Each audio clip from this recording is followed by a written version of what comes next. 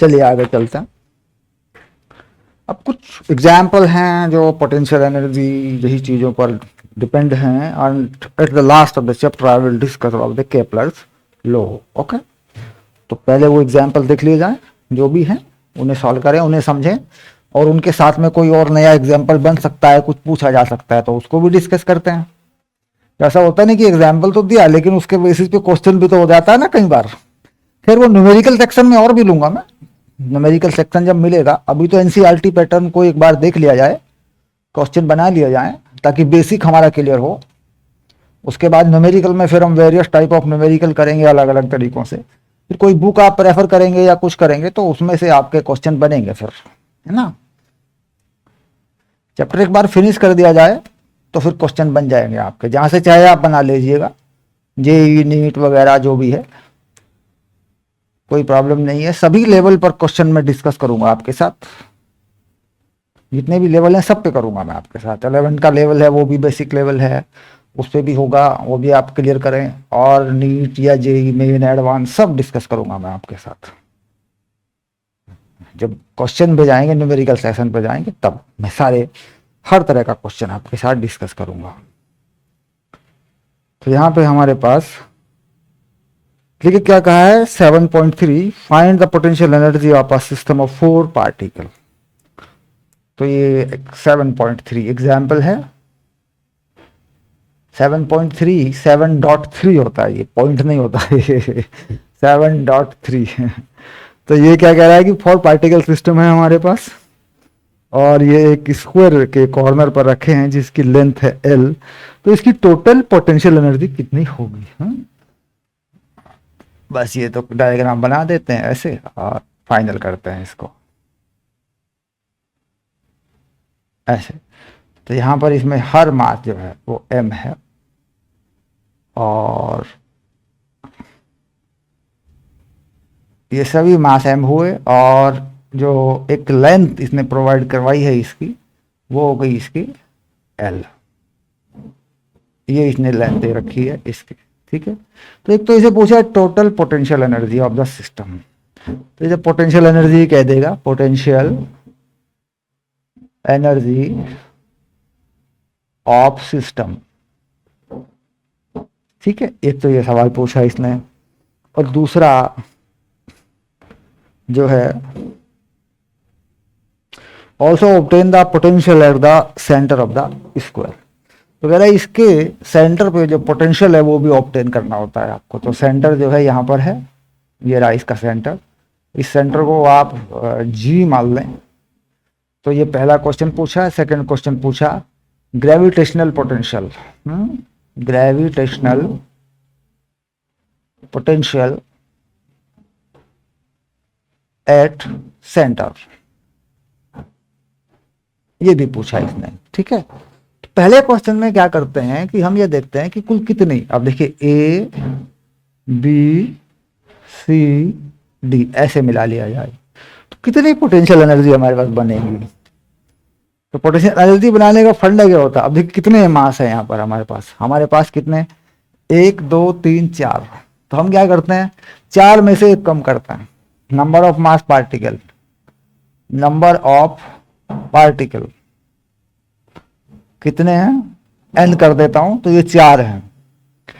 तो number of potential energy term, potential energy term कुल कितनी हो जाएंगी, तो इसमें से 1 कम कर देते हैं, 3, और फिर जोड़ देते हैं, यानी 3 + 2 + 1 ऐसे कर देते हैं। तो कुल कितनी एनर्जी बनेगी, देखिए 6 बनेगी एनर्जी यहाँ पे, ये ध्यान देने की बात है। अगर मैं बिल्कुल इसी तरीके से 5 बना दूं पार्टिकल, 1 2 3 4 और 1 2 3 4 ऐसे कर दो, 1 2 3 4 5, यानी यहां मैं लिख दूं A B C D E, okay. और सभी पे मास रख लूं M। ये पेंटागन हो गया रेगुलर आपका, M। तो इसमें पोटेंशियल एनर्जी टर्म कितने बनेंगे जरा बताइए, पोटेंशियल एनर्जी के टर्म कितने बनेंगे इसमें, तो है कितने मास, n इक्वल टू 5 है, तो एक कम करके घटा के जोड़ना शुरू कर दीजिए, 4 + 3 + 2 + 1, बस 1 तक जोड़िए, तो कितने हो गए 4 7 तो 9 और एक 10, तो 10 आएंगे इसमें। यानी जब इनको जोड़ेंगे ऐसे इसको इसके साथ, इसको इसके साथ, इसको इसके साथ, इसको इसके साथ, और फिर और कोई रह जाएगा तो उसको भी उसके साथ जोड़ेंगे, कौन सा रह गया, ये हो गया, ये हो गया, ये हो गया, क्योंकि ऐसे भूल जाते हैं हम, ठीक है, ये हो गया, ये हो गया, ये हो गया, ठीक है, और ये हो गया। अब गिन के देखो 10 हो रहे हैं कि नहीं हो रहे हैं, 1 2 3 4 5 तो अपने हैं, 1 2 3 4 5, तो कुल मिला के इससे पता चल जाता है कि कितने टर्म बनेंगे। तो यहां पर हम क्या करते हैं कि सबसे पहले हम देख लेते हैं यू ए बी, तो टोटल एनर्जी को यू लिख दें, तो U A B, U B C, U C A और यू सी ए डायगोनल पे चली गई, और सी डी ये, और उसके बाद ए डी, यानी ये भी लिख देते हैं B D, U B D, और इसके बाद फाइनल आ गई यू डी ए। यानी 2 डायगोनल आए हैं हमारे पास ये वाले, और 4 हमारे पास आर्म आई है। तो जो 4 आर्म है उनकी तो सेम ही होगी क्योंकि सारी चीजें सेम है, ठीक है। तो इसका मतलब होता है कि 4 से मल्टीप्लाई करें और इन सबको कर दें, तो -4 G M square by distance है एल स्क्वायर, ये हो गया। अब 2 हमारे पास डायगोनल भी हैं, तो उस केस में क्या करेंगे, माइनस वो 2 बार हो जाएगी जी एम स्क्वायर, और डायगोनल में क्या रहता, सॉरी एनर्जी में एल आता, एल स्क्वायर नहीं आता, फोर्स में आता है, तो ये हो जाएगी हमारे पास डिस्टेंस कितनी, ये होती है L√2, तो L√2 ये एनर्जी हो जाती है हमारे पास। ये 2 डायगोनल हैं और ये 4 आर्म, कॉमन लेके ठीक करें और थोड़ा सा, तो इसमें हम क्या कॉमन ले सकते हैं, G M square by L हम कॉमन ले सकते हैं पहले, तो जी माइनस भी कॉमन ले सकते हैं, एम स्क्वायर बाई एल, तो अब माइनस हो गया, तो यहाँ क्या बचा 4, और यहाँ +2/√2, तो 2 भी कॉमन ले सकते हैं, और अगर चाहें तो 2 भी कॉमन ले सकते हैं, और इसको एलसीएम भी बना सकते हैं। तो ये टोटल अमाउंट ऑफ एनर्जी आ रहा है। इसके बाद सेकंड केस में इसने क्या पूछा कि सेंटर पे पोटेंशियल बताइए, तो जिस तरह एनर्जी है वैसे ही वर्क ऐड हो जाता है, पर यूनिट मास पोटेंशियल होता, तो सेंटर पे पोटेंशियल कितना होगा, तो सभी का सेंटर पे पोटेंशियल कितना होगा। देखिए यहाँ पे 4 हैं, कुल कितने मास है हमारे पास, 4 हैं, चारों का एक एक करके देखते हैं, तो इस डिस्टेंस की जरूरत पड़ती है आर की। तो पोटेंशियल एट सेंटर यानी वीजी कितना हो जाएगा 4, और सारे मास m है, तो जी एम, और ये डिस्टेंस क्या रहेगी, इसको आर माना तो ये आर रहेगी, तो आर क्या होगा, एल के टर्म्स में देखूं तो आर क्या होगा, L√2/2 -G 4GM L√2/2 ऐसा हो जाएगा।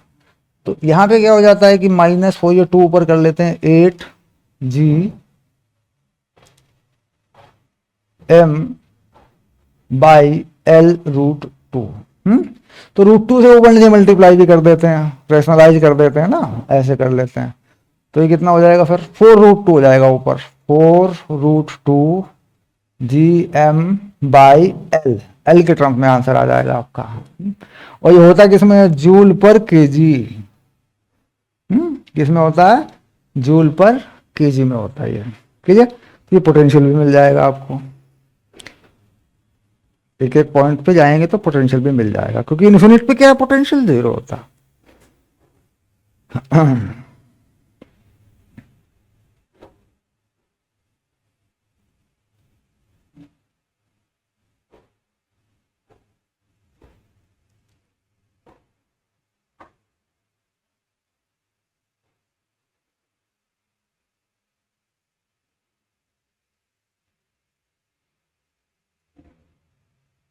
चलिए आगे लिख लेते हैं, कोई एग्जाम्पल हमारा और ऐसा है फिर मैं आपको केपलर्स लॉ पर डिस्कस करूंगा।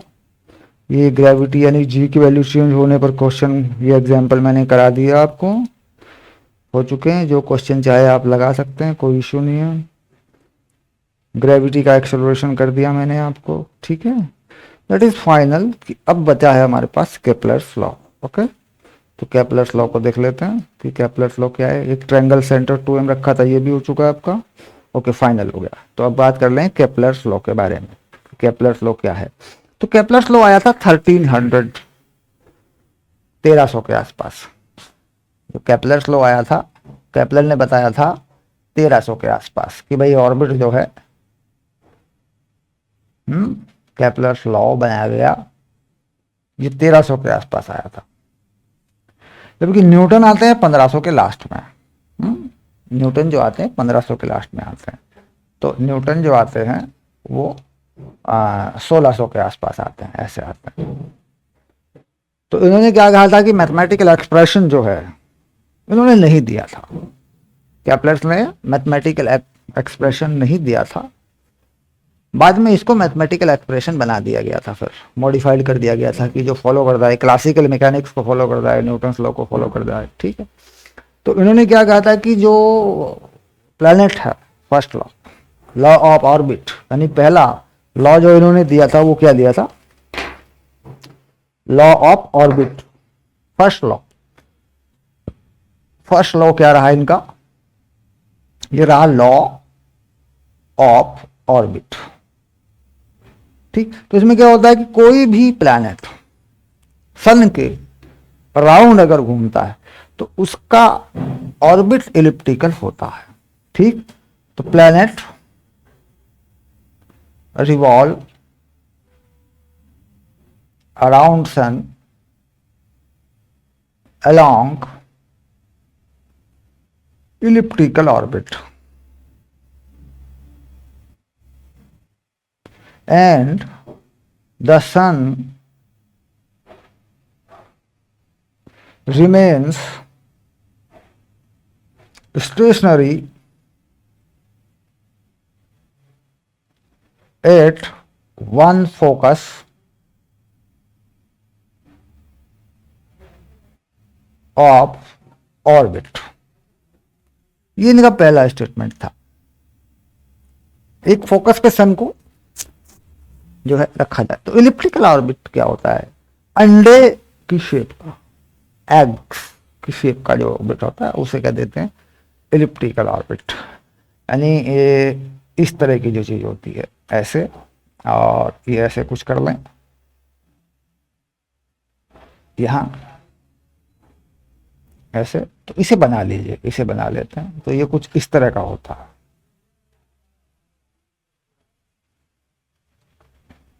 ऐसा होता है ये। अब यहाँ पे फोकस क्या है कि इस तरफ का जो एरिया है, जब 50-50 कर दें तो उसका अपना एक सेंटर माना जाता है ये फोकस। तो ये फोकस हो गया। इधर वाले का भी कुछ इतनी डिस्टेंस पे होता है, ये भी फोकस होता है। तो F1 F2 मान लें अगर इनको, तो कह रहा है यहाँ पे अगर सन हो, ये है सन, क्लियर, और इसके चारों तरफ कोई प्लैनेट घूमता हो, any planet revolving around it, किसी भी तरीके से, जैसे अर्थ घूमती है या कोई और घूमता है, ऐसे कोई प्लैनेट इसके चारों तरफ ऐसे घूमता हो, यूं, क्लियर। तो इसमें ये इन्होंने कहा है कि ये इलिप्टिकल ऑर्बिट होता है। अब मैं एक्सिस पे लेके चलूं, अगर मान लीजिए मैं कह दूं ये एक्स एक्सिस है और ये वाई एक्सिस है, ठीक। तो path, equation of path decide होती है। देखिए ये जो लेंथ होती है ये वाली, ये इसे बोल देते हैं सेमी मेजर, यानी ए, बड़ी लेंथ बोल देते हैं, और इसे बोल देते हैं बी, है ना, माइनर एक्सिस वाली। तो एक्स एक्सिस पे यानी a x square upon a square plus y square upon b square equal to 1, that is equation of ellipse, equation of ellipse, clear. इस रास्ते पर चलता है। एक्स वाई कोऑर्डिनेट कहीं भी ले सकते हैं। यहां मान लीजिए मैं एक्स वाई ले लूं, मैं यहां पे एक्स वाई सपोज कर लूं तो रह चलेगा, इसको सेटिस्फाई करता रहेगा। क्लियर। अब इसके बाद ये जो पास का पॉइंट होता है ये, इसे बोल देते हैं पी, यानी ये होता है पेरीहेलियन, पेरीहेलियन। और दूर का जो पॉइंट होता है इसे ए बोलूं, इसे बोलता हूं अफेलियन, अफेलियन ऐसा बोल देते हैं पुरानी लैंग्वेज में।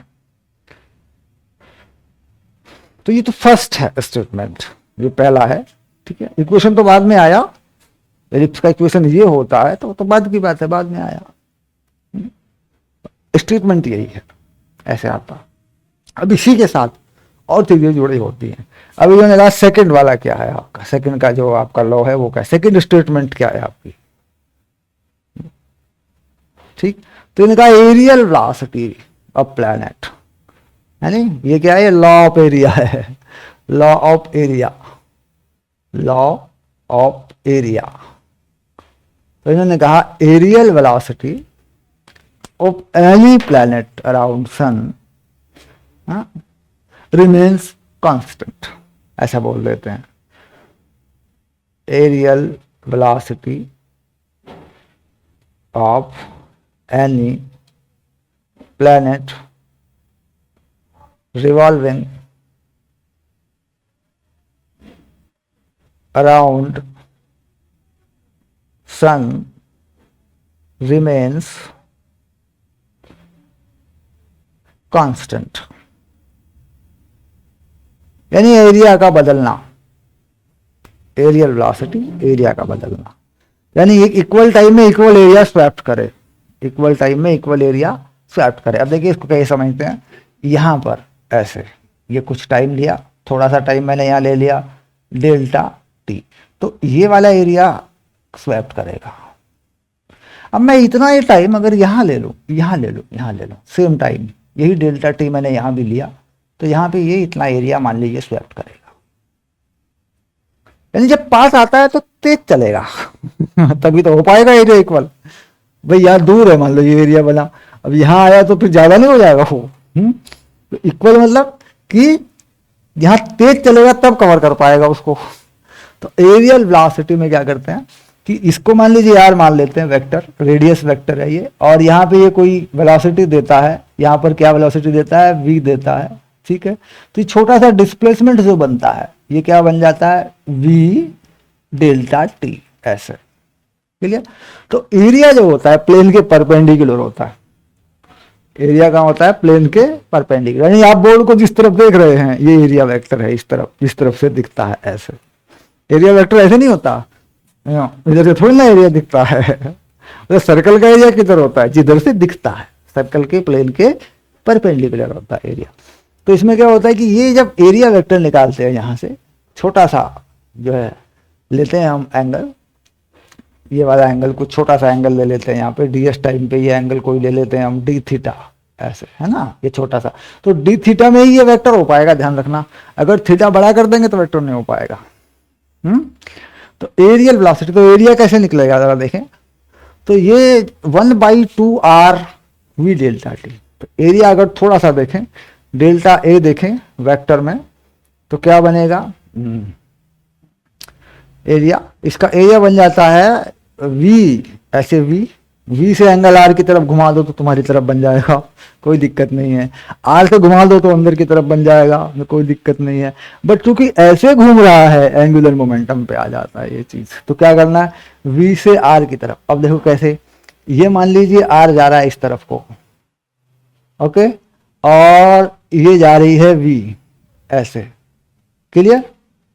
तो v से r की तरफ घुमाया यूं थीटा, तो अंदर की तरफ जा रहा है, तो r क्रॉस v किया तो इधर को वापस आ गया, तो r क्रॉस v करें, यानी डिस्प्लेसमेंट को लगाएं थोड़ा सा तो v के साथ लगाएं, यानी r vector cross v vector delta t ऐसे लगाएं, ये बन रहा है क्योंकि थोड़ा सा डिस्प्लेसमेंट यार है। और ये सर्कल के केस में हो रहा है, छोटा सा ट्रायंगल मैंने लिया है, तो इसके साथ में क्या आ जाता है, 2 आ जाता है, 1/2 ट्रायंगल टाइप चीज ली है, जैसे आर्क नहीं ले लेते सर्कल का, 1/2 r स्क्वायर थीटा, तो r d थीटा हो जाता है ना, तो 1/2 लगता है, क्योंकि रेक्टेंगल तो है नहीं ये ट्रायंगल जैसी चीज है, ठीक, तो सर्कल का जो छोटा सा आर्क लेते हैं वो होता है आर स्क्वायर थीटा बाई 2, है ना। तो ये आ जाती है चीज। अब इसको चेंज करें अगर टाइम के साथ, delta A by delta T, तो ये हो जाता है आपका आर क्रॉस वी बाई 2, ऐसे हो जाता है।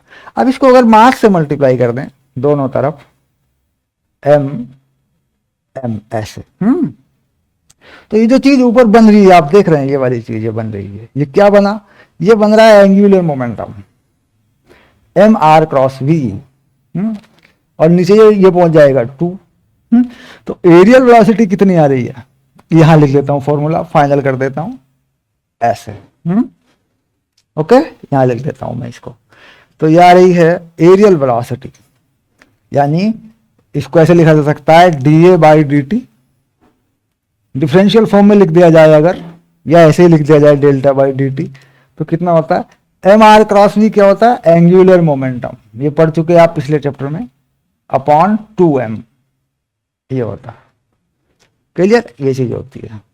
और इसी फॉर्म में लिखना चाहते हैं ऐसे ही, तो ऐसे भी लिख दीजिए delta A upon delta T, यानी थोड़ा सा और अगर लिखना चाहूं तो थोड़ा सा और भी ऐसे भी लिख दूंगा, कोई गलती नहीं होती इसमें, क्योंकि छोटी वैल्यू पर ही होता है,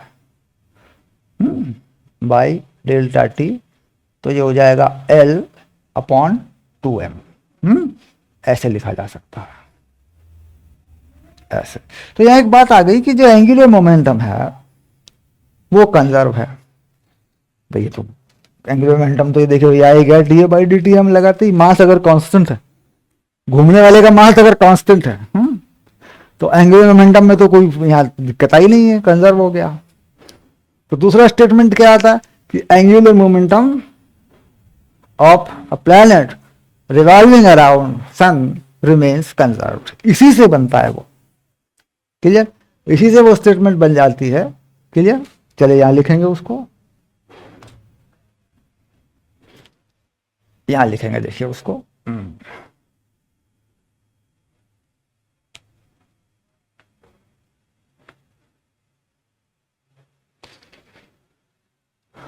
तो एंगुलर मोमेंटम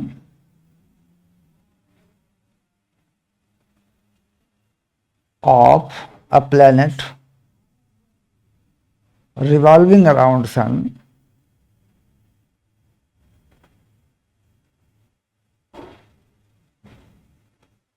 remains conserved, ये भी चीज आ जाती है, ठीक है।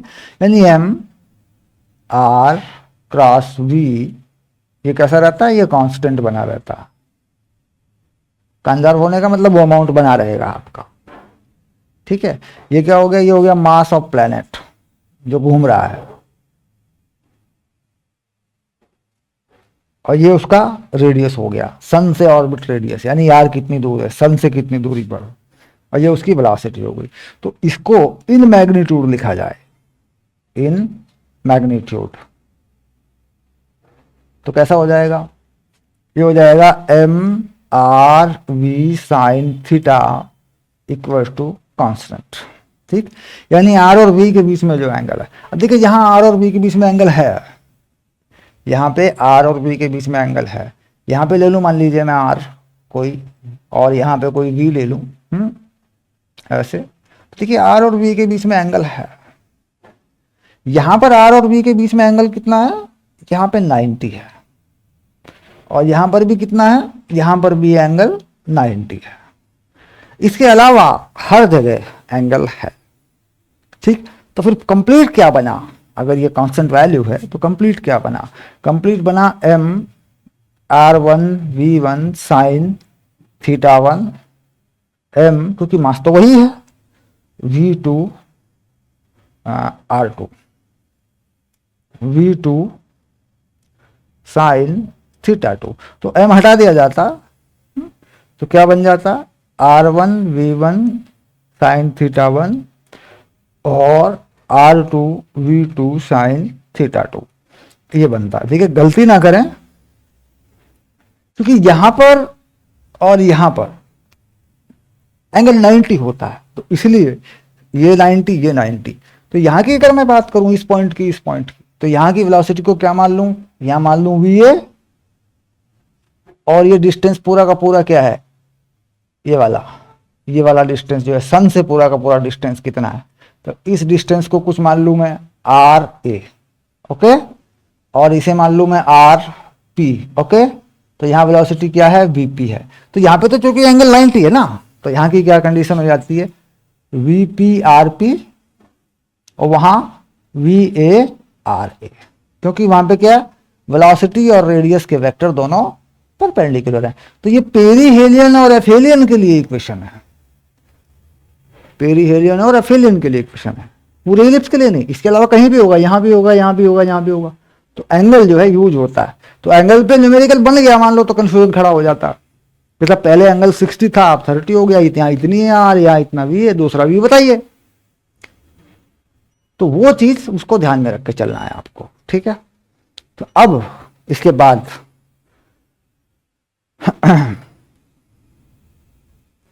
तो केपलर थर्ड लॉ का डेरिवेशन ऑलरेडी मैंने आपको करा दिया, 2 बार करा दिया। एक तो पहले लेक्चर में करवा दिया था मैंने ऑर्बिटल वेलोसिटी से, उसके बाद भी मैंने बताया आपको कि इसको लगभग सर्कुलर मान लेते हैं।